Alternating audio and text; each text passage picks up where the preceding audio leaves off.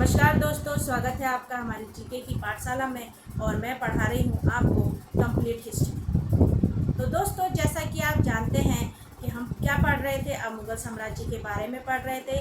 और मुग़ल साम्राज्य के बारे में हमने क्या पढ़ा था, बाबर जो है वो मुग़ल साम्राज्य की स्थापना करता है। बाबर के पिता का नाम क्या था? उमर शेख मिर्ज़ा, जो एक तैमूर थे और तैमूर के वंशज थे और वो एक तुर्की थे। तैमूर के वंशज थे और जो तैमूर थे वो तुर्की थे।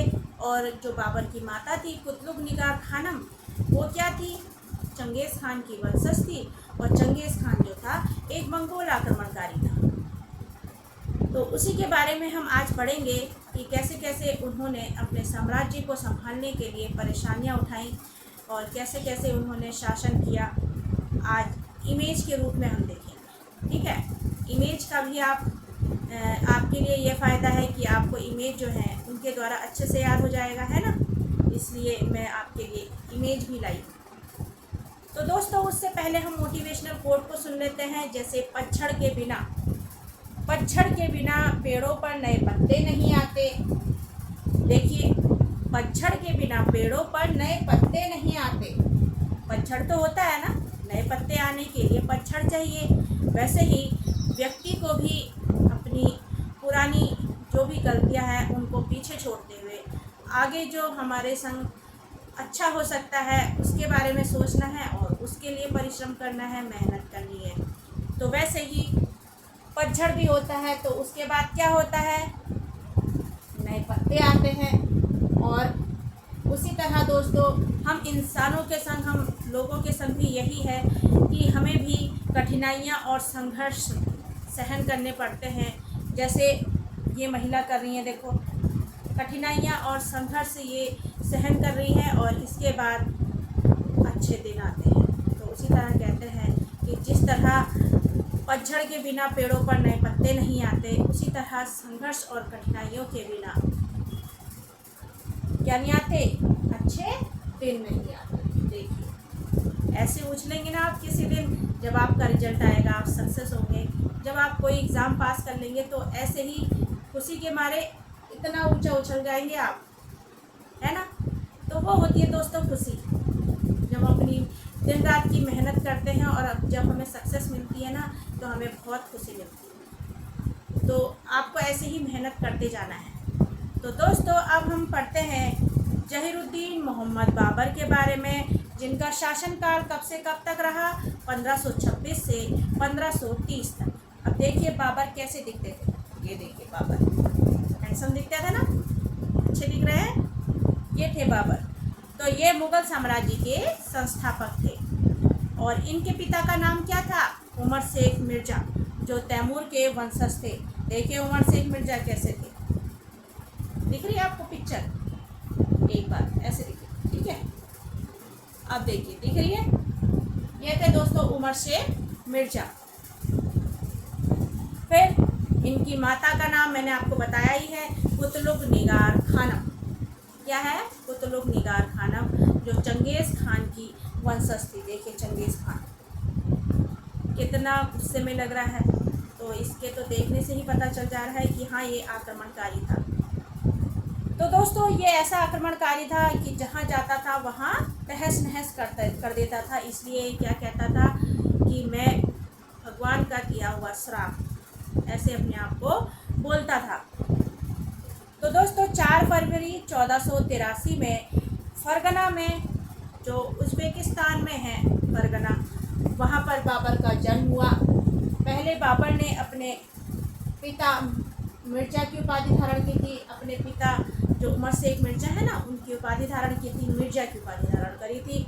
उसके बाद जब वह काबुल पर विजय प्राप्त कर लेते हैं बाबर, तो बाबर फिर अपने आप के लिए बादशाह या बादशाह की उपाधि धारण कर लेते हैं, ठीक है। 14वीं सदी में मंगोल साम्राज्य का जब विघटन होता है, तब से तैमूर वंश का उदय होता है, ठीक है। और तैमूर कौन थे? तैमूर थे दोस्तों उमर शेख मिर्ज़ा। उमर शेख मिर्ज़ा जो जिस वंश से आते थे वो तैमूर ही थे, है ना। तो अब तैमूर का उदय होता है, उसका साम्राज्य तैमूर का ईरान से सिंध तक फैला होता है, जिससे जैसे ट्रांसऑक्सियाना, जिसमें 5 देश आते हैं। एक है कजाकिस्तान, तुर्कमेनिस्तान, उज्बेकिस्तान, किर्गिस्तान और तजाकिस्तान। कजाकिस्तान और तजाकिस्तान, ठीक है। उज्बेकिस्तान, तुर्कमेनिस्तान और किर्गिस्तान, ये 5 देश ट्रांसऑक्सियाना के अंतर्गत आते हैं। और अफगानिस्तान में भी इनका शासन फैल जाता है तैमूर का। यह है अफगानिस्तान, ठीक है। यह है ईरान, यह है ईरान और यह है अफगानिस्तान, ठीक है। यहाँ तक इनका शासन फैल जाता है, ठीक है दोस्तों। अब 15वीं सदी में जब तैमूर की मृत्यु हो जाती है तो तैमूर वंश का शासन कमज़ोर हो जाता है। तो उसके बाद क्या होता है, जब वही पता चलेगा कि एक बड़े शासक की मृत्यु हो गई है, तो छोटे छोटे जो शासक हैं तो वो क्या करेंगे कि अब हम अपने स्वतंत्र शासन स्थापित करेंगे, ऐसा सोचते हैं। छोटे छोटे जो राज्य होते हैं, तो वैसे ही यहाँ पर भी नए और छोटे राज्यों का उदय हो गया। और ट्रांसऑक्सियाना में उज्बेक वंश का उदय हो गया, ईरान में सफावी वंश का उदय हो गया, इराक में उस्मानी वंश का उदय हो गया। ट्रांसऑक्सियाना में उज्बेक वंश, ईरान में सफावी वंश और इराक में उस्मानी वंश का उदय हो गया। अब उज्बेक जो थे ना दोस्तों, वो सुन्नी और सफावी, उज्बेक जो थे वो सुन्नी थे और सफावी जो थे वो शिया थे। देखिए उज्बेक जो है ना, ये जो ट्रांसऑक्सियाना में उज्बेक वंश का उदय हुआ, तो ये उज्बेक जो है ये सुन्नी थे और ईरान में जो सफावी वंश के लोग थे वो थे शिया थे। अब सुन्नी और शिया दोनों में लड़ाई हो गई, संघर्ष हो गया।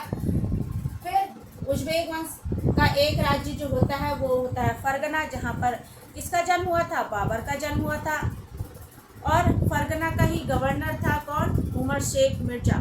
वो अपने आप को स्वतंत्र शासक घोषित कर देता है। अब उमर शेख मिर्जा स्वतंत्र शासक तो घोषित कर लेता है अपने को, लेकिन कुछ टाइम बाद उमर शेख मिर्जा की मृत्यु हो जाती है। अब 12 वर्ष की अवस्था में होता है बाबर, तो बाबर को क्या करना पड़ता है फिर, जब पिता की मृत्यु हो जाती है तो खुद अब शासन संभालना है उसने, तो फरगना में अपना शासन स्थापित करता है वो। लेकिन जो उज्बेक वंश के लोग थे, जो उज्बेक वंश का गवर्नर था, उसका पिता, बाबर का पिता उमर शेख मिर्जा, तो उज्बेक वंश के जो शासक हैं उन्हें क्रोध आ गया, तो उन्होंने बाबर के संग युद्ध किया, सर ए पुल का युद्ध किया। देखिए 1501 में यह युद्ध होता है सर ए पुल का, और यह युद्ध होता है बाबर और उज्बेक वंश के शासक शबानी खां के बीच में होता है। देखिए ये हो रहा है युद्ध, ये युद्ध हो गया, ठीक है। अब इसमें क्या होता है, शबानी खान जीत जाता है और बाबर हार जाता है। अब जो उज्बेक युद्ध प्रणाली थी, जो उज्बेक वंश के शासक लड़ते थे, तो उनकी युद्ध प्रणाली कौन सी थी, तुलगमा युद्ध प्रणाली, तुलगमा, ठीक है। और बाबर के हारने के बाद बाबर कहाँ चला जाता है, अफगानिस्तान चला जाता है, और अफगानिस्तान में वह 1504 में काबुल को जीत लेता है।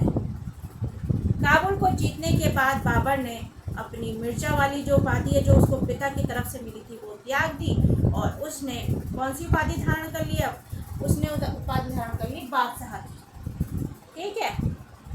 अब दोस्तों बाबर के शासक बनने के बाद आपको मैंने बताया ही, उन्हें अनेकों समस्याओं का, परेशानियों का सामना करना पड़ा। इस तरह से बाबर का जीवन कटा, है ना।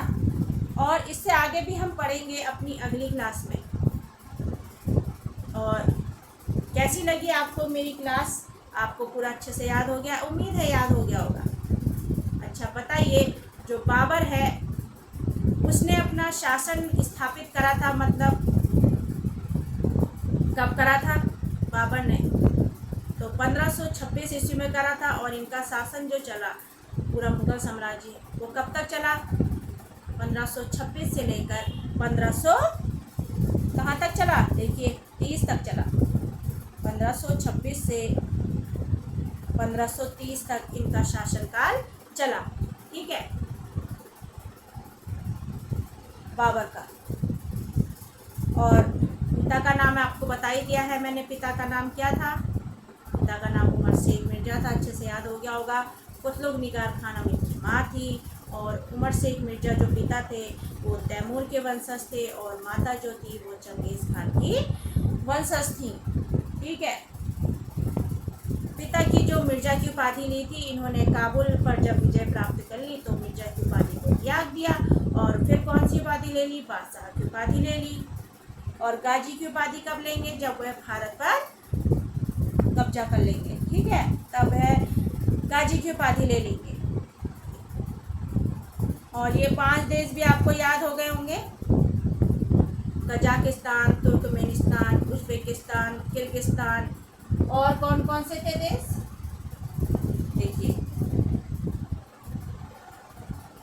ठीक है, ये 5 थे, उज़्बेकिस्तान, किर्गिस्तान, तजाकिस्तान, कजाकिस्तान और तुर्कमेनिस्तान। ये 5 देश किसके अंतर्गत आते हैं?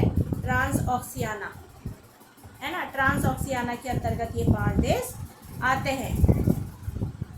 अब ट्रांस ऑक्सियाना में उज़्बेक वंश का उदय होता है, ईरान में सफ़ावी वंश का उदय होता है और इराक में उस्मानी वंश का उदय होता है। फिर उज़्बेक वंश में और सफ़ावी वंश में शिया और सुन्नी के चलते धर्म के कारण उनमें युद्ध होता है। और फिर क्या, उज़्बेक वंश का जो गवर्नर था कौन था? उमर शेख मिर्ज़ा, वो अपने को स्वतंत्र शासक घोषित कर लेता है।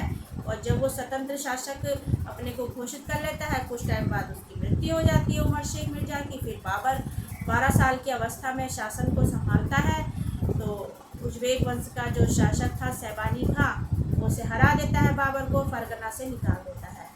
तो फरगना से तो चला जाता है वो, फिर अफ़गानिस्तान में जाता है और वहाँ काबुल पर अपनी क्या कर देता है? शासन स्थापित कर लेता है और उसके बाद अपनी बादशाह की उपाधि को धारण करता है। तो याद हो गया दोस्तों आपको? एक बार इनकी पिक्चर्स दिखाती हूँ मैं आपको, जो आपको अच्छे से इनके बारे में अच्छे से याद हो जाए। देखिए, ये बाबर था, दिख नहीं रहा है? अभी दिख गया। पिक्चर भाई, पिक्चर, ये है बाबर। ठीक है, ये बाबर हो गया और ये हो गए बाबर के पिता उमर शेख मिर्ज़ा। ये हो गए चंगेज़ खान, ये देखिए चंगेज़ खान, ये आक्रमण करने जा रहा है ये। ठीक है, और ये आपको मैंने सारे देश बता दिए ट्रांस ऑक्सियाना से रिलेटेड। और आखिर में इनका युद्ध होता है और आखिर में ये देखिए। Thank you for watching. ठीक है, आपने मेरी क्लास यहाँ तक देखी, उसके लिए आपका बहुत बहुत शुक्रिया। ऐसे ही मुझे सपोर्ट करते रहिएगा और अपना ध्यान रखिएगा, खुश रहिएगा, स्वस्थ रहिएगा। ठीक है दोस्तों, और थोड़ा सा मेरी तबीयत ख़राब है, आँख में कुछ दर्द हो रहा है, इस वजह से मैं एक ही क्लास ले पा रही हूँ और एक शॉर्ट क्लास लूँगी। बाकी आपकी क्लास मैं धीरे धीरे पूरी करवा दूँगी, थोड़ा जब मेरी आँख ठीक होगी। ठीक है, तो मिलते हैं आपसे अपनी अगली क्लास में। तब तक के लिए अपना ध्यान रखें, खुश रहें, स्वस्थ रहें।